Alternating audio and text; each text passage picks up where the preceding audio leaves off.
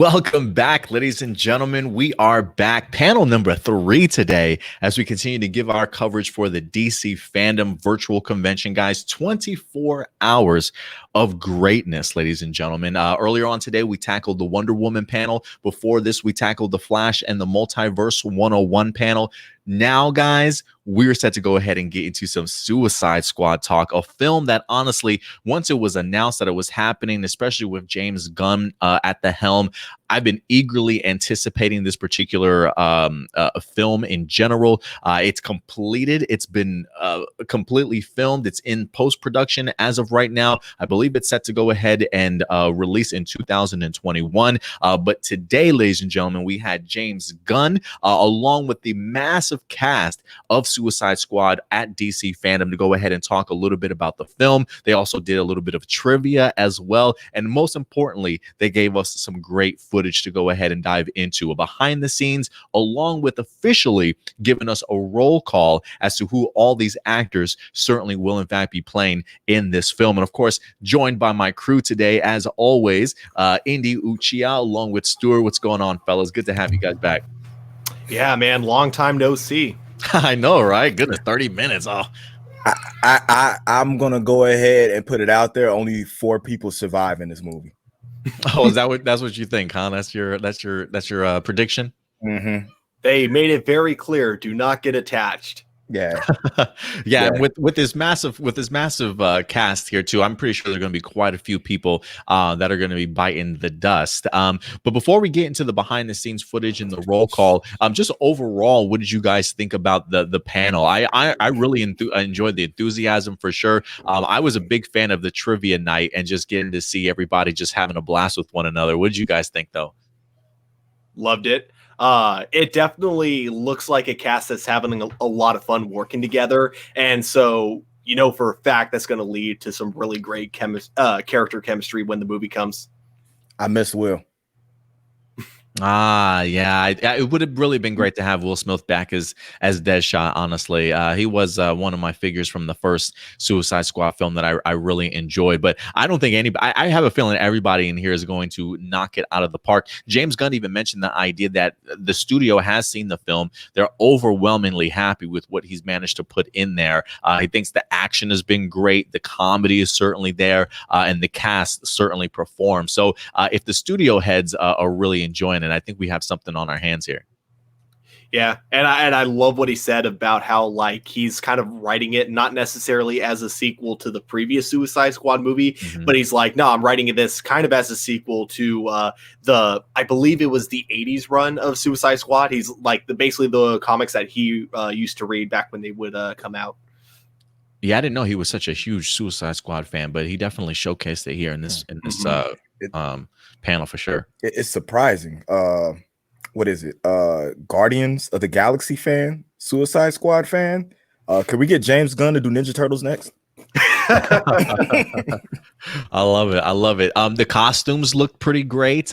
They even compared this when they were talking about the behind the scenes stuff, that it's a gritty 1970s war movie, but with a hint, well, not a hint, but with the flavor of James Gunn sort of writing and character development and humor.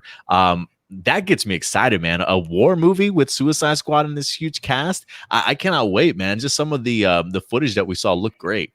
A war movie with a giant shark and a weasel. Giant shark.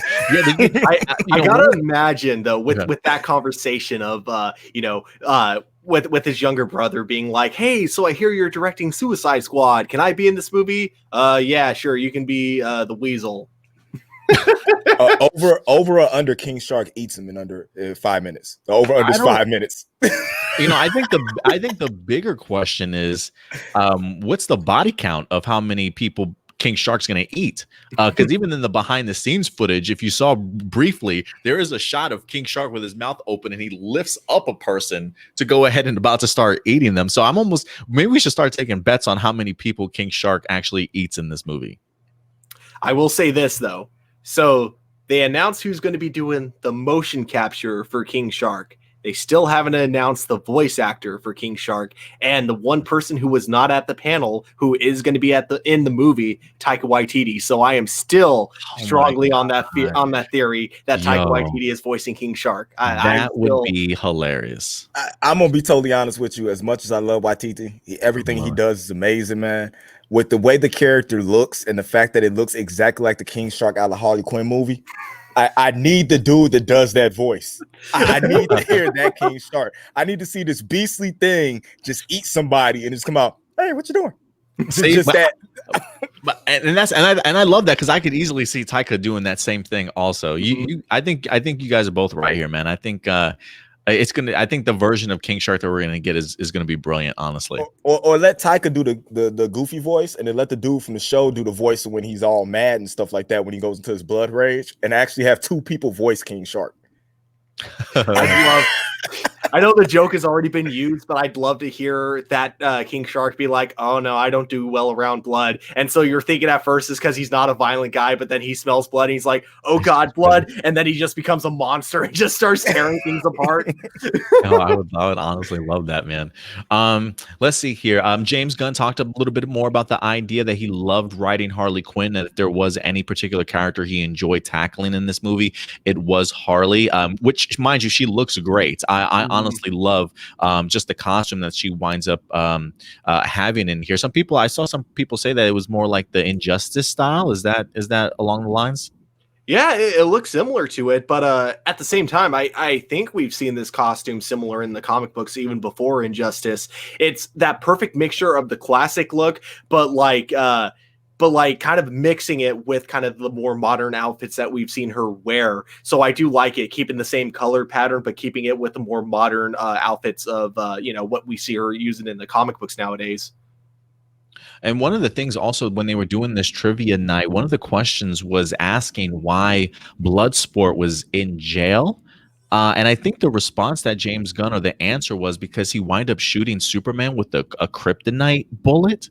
I'm like, I'm sorry. I'm wondering, I'm wondering, if that's really is that. I wonder if that's going to be part of the movie. I'm wondering if that's where we're going to see Bloodsport at. Like, he's in prison for shooting Superman. Mm-hmm. Like, I'm wondering if that's a thing that's going to happen in the movie, or if they were just talking about a moment that happened in the comic books. I have no idea. But I would honestly love to see that. If he's in jail for shooting Superman, who caught him? When you got caught by like Aquaman, and they make fun of him about getting caught by Aquaman on land. Like, Aquaman caught you on land, bro. I totally see that. The rest of let's see here. Let's actually get into some of the characters here, because some of the characters, especially even for me, are relatively unknown. But we definitely have some familiar faces certainly returning. So let's go ahead and explore just this cast real quick and just some of the characters and talk about them. Clearly, we've got Viola Davis, one of the most amazing and talented women in the universe, coming back as Amanda Waller. Joel Kinnaman. I wasn't the biggest fan of his iteration of Rick Flag in the first one, but he's certainly making his return as well. We've got Jai Courtney coming back as none other than Captain Boomerang, which in some of the behind the scenes footage, it looked like his boomerangs were glowing, or maybe had some sort of glowing outline. I don't know if that's just going to be filled in with special effects later. Next up, we've got David Castmalchian. I can't even pronounce his last name, but Homeboy is going to be Polka-Dot Man. And you kind of like this idea, Stewart, huh? Yeah, I think this is like perfect for his type of like character acting, because he definitely comes off very weird in a lot of his different roles that he's played throughout the DC universe. Because he's been in The Dark Knight as I believe he was like that crazy soldier. I can't remember, but I just remember he wasn't able to you have Two-Face trying to get information from him, and he's too crazy to even like say anything back. And then you also had him in The Flash playing Dio, if I'm not mistaken. And then you also had him in Gotham. I don't remember his role in Gotham, but it was like that kind of same crazy performance that he's brought in all three of those DC shows. So it's going to be cool seeing him in another DC universe again. Yeah, I definitely agree, man. His face looks super familiar. Feel like he pops up all the time. Who else do we got here? Oh, of course, one of my favorite actors, Peter Capaldi, most known as the Doctor himself, going to be playing the Thinker. Best casting ever. Yeah, I absolutely love his design. For people who are wondering, hey, where's Pete Davidson? He's right here. He's gonna be playing the character in Blackguard, a character I'm not super familiar with, but and also I love the way that they treated Pete Davidson just in this panel in general, just the odd man out. Like even the idea when they were picking their trivia their their trivia night sort of group. Pete Davidson was the last person to be picked. He was like, I feel like we're back in high school again, man. I wish somebody was been like, crap, we'll take Mr. Grande. I just wanted the jokes to just fly his way. Oh my goodness. Let's see who else do we got here. We got Michael Rooker, who's coming back. Well, not coming back, but he's going to be in here, always attached to the hip of James Gunn. But we got Michael Rooker playing the character in Savant. We also have Alice Braga, who's going to be in the upcoming New Mutants film next week. She's going to be playing Solsoria, which I don't believe I've ever known that character as well, Solsoria, but that's going to be played by Alice Braga. We've got Flufa Borg, who's going to be, in fact, playing Javelin Man. By the way, I love just to look at all these costumes, honestly. Don't forget to mention Alice Braga and Queen of the South, too. Ooh, okay. I've never seen her in that before. Lead from Queen in the South. I like it, man. Yeah. We also a character I'm really fascinated to go ahead and explore and learn a little bit more about. We got Mei Ling Ing playing Mongal. I'm assuming she's probably like a cousin or sister to Mongol from the actual comic books herself, but she's going to be playing Mongal. If I'm not mistaken, I think she's actually the daughter of Mongol. If I'm not mistaken. Yeah, you might be right, man. That sounds right. We also got the brother of Sean Gunn, who's also going to be in here as Weasel. Now, when you guys saw the behind-the-scenes footage, did you see that quick clip of Sean Gunn as Weasel? He was like licking his jail cell window. It looks like that's mostly like a practical suit, it feels like. I hope it is. To me, I'd rather have a practical suit than the CGI, because King Shark is going to be straight CGI, and I just like the look of a practical, suit on him. And Mongal is the twin younger sister of Mongo. Oh, okay. Mongal. Sister, okay, cool. But with the Weasel, it actually does surprise me if they're not doing motion capture, just because I know with Sean Gunn, he tends to play some of the motion capture characters, like with Rocket Raccoon. True. I mean, and I'm pretty sure there's probably going to be some CGI work there, but that suit of him licking that that window definitely looked like it was pretty practical. Let's see here. Who else do we have? Of course, we already showcased Margot Robbie, certainly coming back, as well as Harley Quinn. We're not worried about her. Next up, we've got Nathan Fillion, who's certainly on board here. Yes, he's going to die in the first 5 minutes. T.D.K. himself, sporting a really fantastic mustache, by the way. During this panel, I was really impressed. I didn't know he could do that. But yeah, T.D.K. is going to be played by Nathan Fillion. Of course, Idris Elba. I think there was a lot of money on who Idris Elba was going to play. Some people were saying maybe Deadshot. Some were saying Bronze Tiger. I'm sure there were a plethora of people ideas going around, but he is in fact going to be playing the character in Bloodsport. Now, he does have a regular face. I think this is just his helmet, which looks like some sort of weird alien tech or just some sort of weird helmet. I'm not quite sure, but we do see him in the film like without his mask on. So interesting concept for that character. It's the same thing like with Will Smith. Without his mask, yeah, because it's like same thing with Smith. You pay for the actor, you're going to see their face. Oh yeah. Yeah, most definitely. And then last but not least, the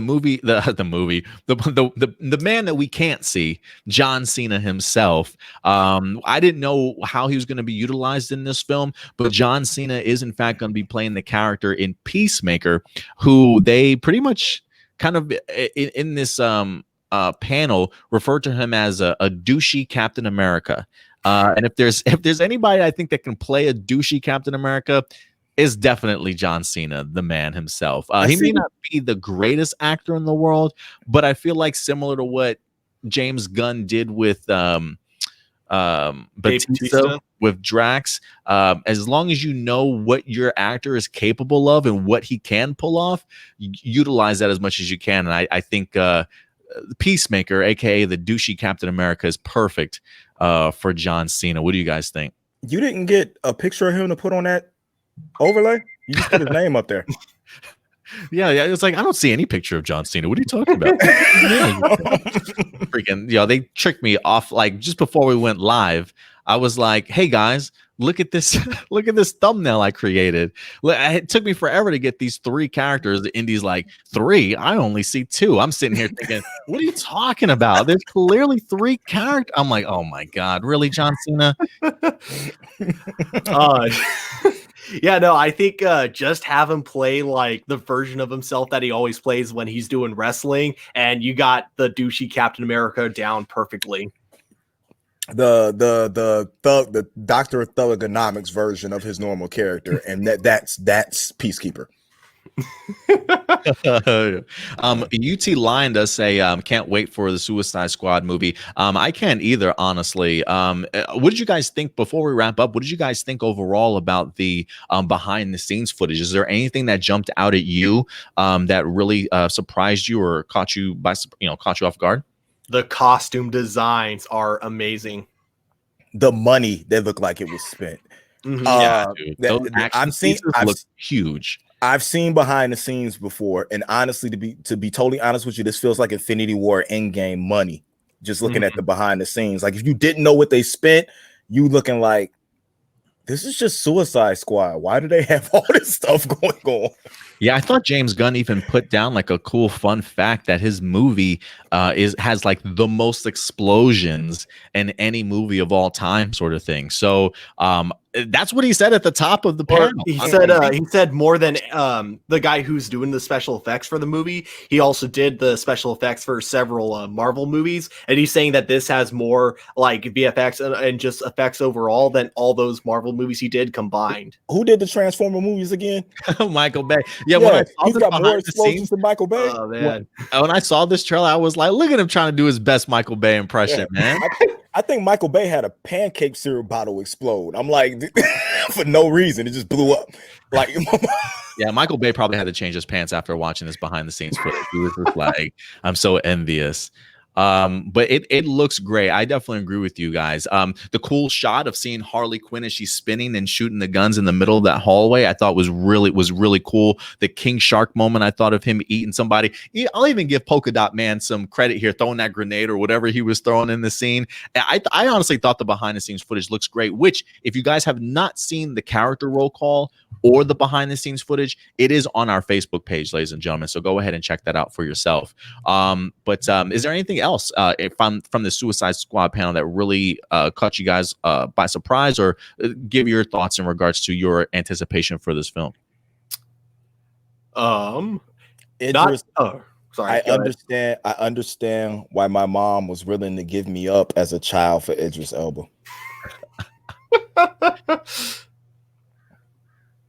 I was going to say one thing I thought was really funny, and it kind of goes to show the type of man James Gunn is when it comes to like building a strong relationship with his cast and crew.